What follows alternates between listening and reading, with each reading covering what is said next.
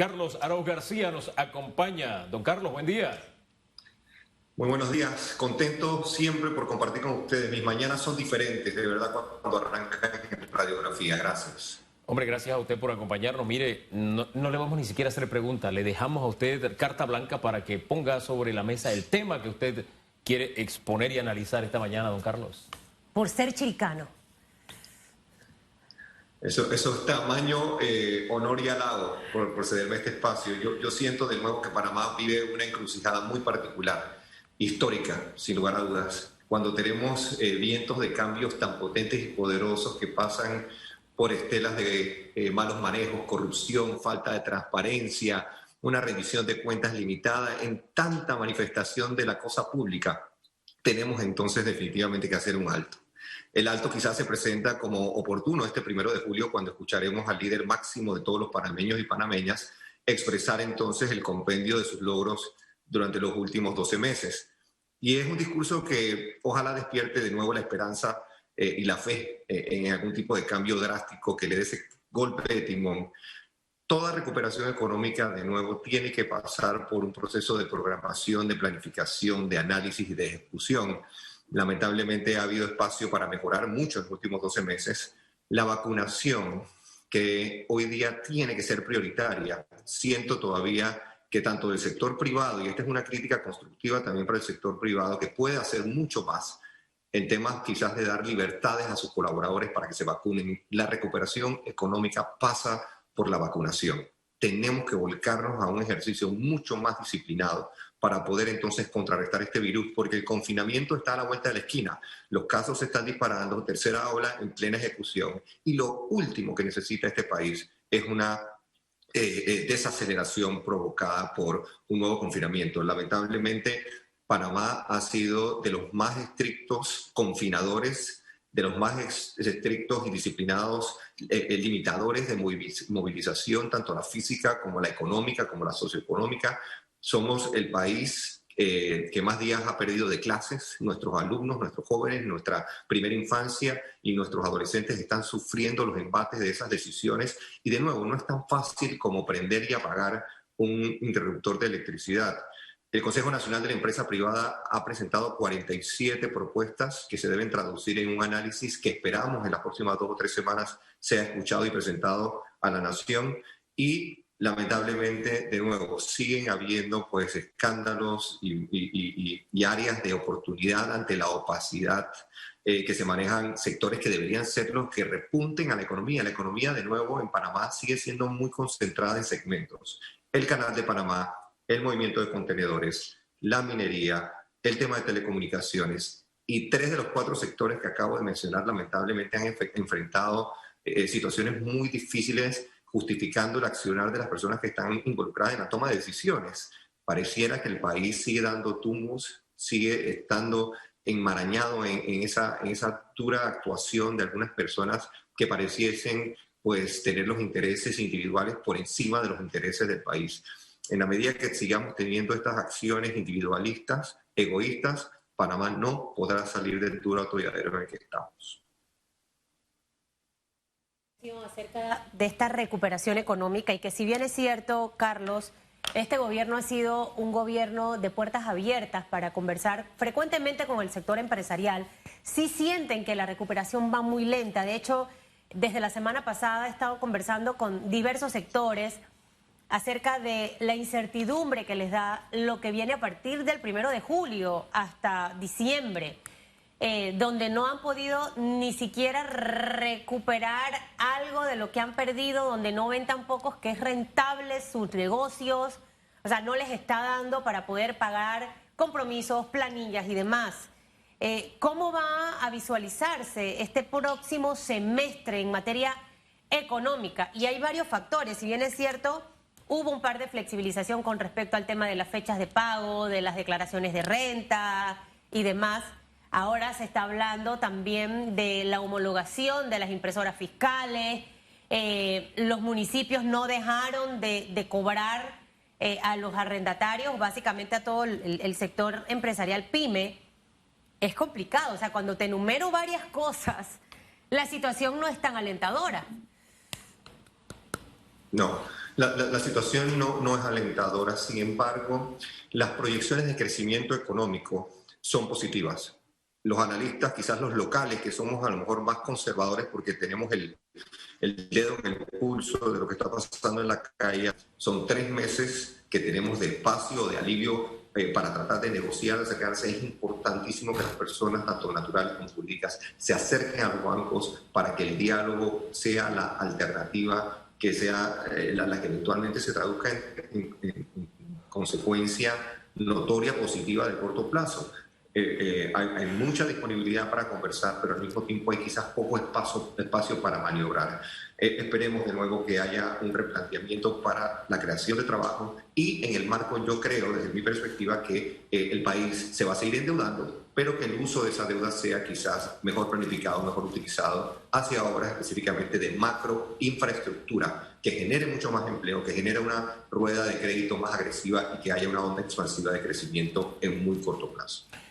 En esa línea de grandes obras de inversión, de generación de empleos, ayer se anunció por parte de la ACP la modificación de los términos de que estuviese comenzando, probablemente el próximo año, ¿no?, de la gestión de aguas, es simplemente pues la búsqueda de más agua para el canal y también para consumo humano.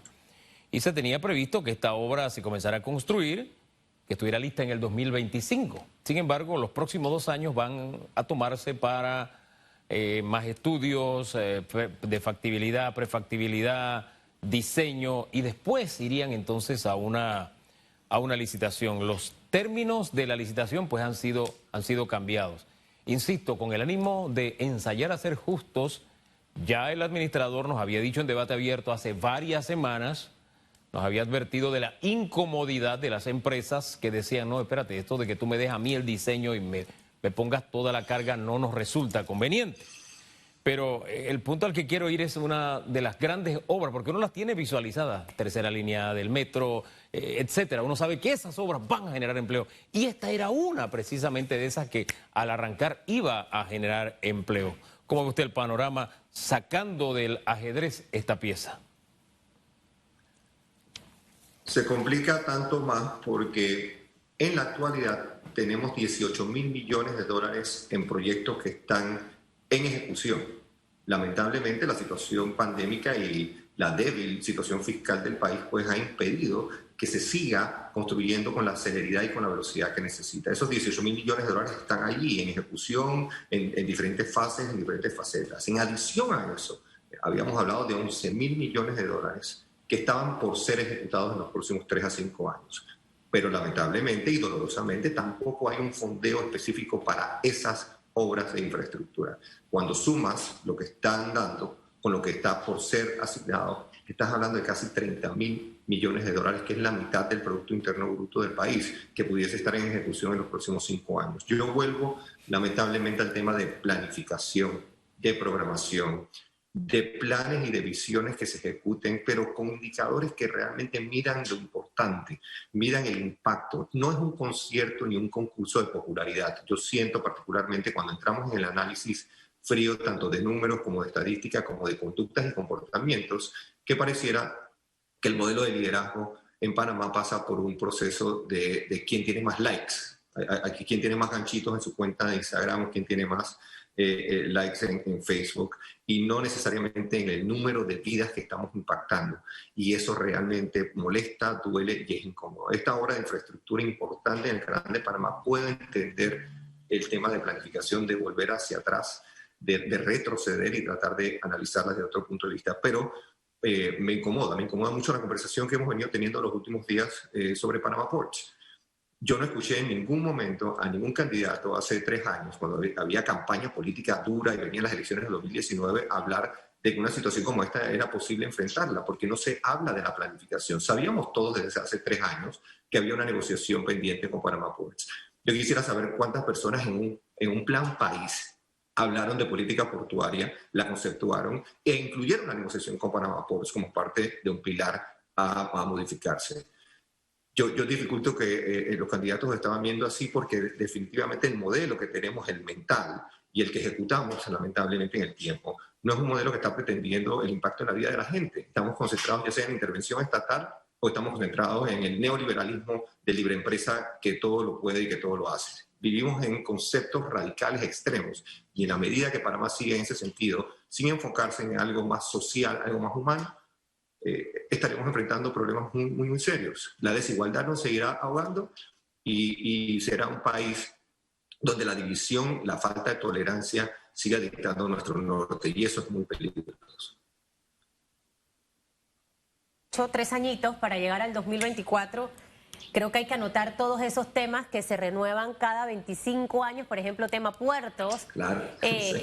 ¿Sabes? Quizás claro. nos concentramos en las cosas urgentes que tenemos a simple vista, y me atrevería hasta a incluir cómo reaccionaría un país frente a una pandemia como lo del COVID o otro tipo de desgracia que se pueda registrar. Siento que ya nuestras exigencias a quien reemplazare a Laurentino Cortizo después del 2024 deben ser muchísima más amplia esa lista, Carlos. No nos podemos conformar con poquitito. Sí. Tenemos que exigir cada vez más, y ese más es acompañado de muchas otras cosas, porque mira, de todos los temas que hemos hablado en estos 2 años que cumple el gobierno el día jueves, y que si tuvieses que hacer una evaluación del manejo en la pandemia, de transparencia, de rápida ejecución, ¿cuál sería? Bueno, si hubo rápida o no. La pandemia es un ejercicio tan inédito, tan duro y tan complejo, y yo no soy ni siquiera capaz de atreverme a pensar cómo sería estar en los zapatos de Laurentino Cortizo Cohen algunas noches de insomnio que seguramente ha tenido los últimos 12 meses. Sentir el dolor de familias panameñas, sentir la pérdida de negocios, sentir la pérdida de energía y el golpe en el psiquis. Yo creo que no hay persona que no haya sido afectada por estos duros 12 meses. Pero nuestros goles, nuestras metas tienen que cambiar. Estar obsesionados con un grado de inversión por el simple hecho de tener acceso a deuda más económica o más barata es un craso error. El grado de inversión debe ser un accidente que pasa producto de buena política pública y de sana transparencia en la rendición de cuentas de todo tipo de manejo en la gestión. Entonces, cuando entramos en el programa Panamá Solidario, por ejemplo, ¿quién puede estar en contra de la ayuda a miles de panameños que estuvieron enfrentando hambre, huecos en sus familias y la salud? Ni hablar. Todos los panameños y panameñas, los que pagamos impuestos, estamos de acuerdo con un tipo de intervención de esa naturaleza, pero a la par de eso tenía que haber otro tipo de espíritu también para empujar al microempresario, al pequeño empresario, y es muy probable que el jueves escuchemos de nuevo el ganchito, porque hay calificadoras internacionales. Incluso ayer leí un reporte de una reconocida firma de consultoría internacional que decía y aplaudían el plan de recuperación y de reactivación económica en Panamá, que había tocado a la micro y a la pequeña y mediana empresa. Y yo decía, ¿cuál es el Panamá que estaban evaluando estos señores, por el que sufrimos nosotros y que seguimos todavía encarando?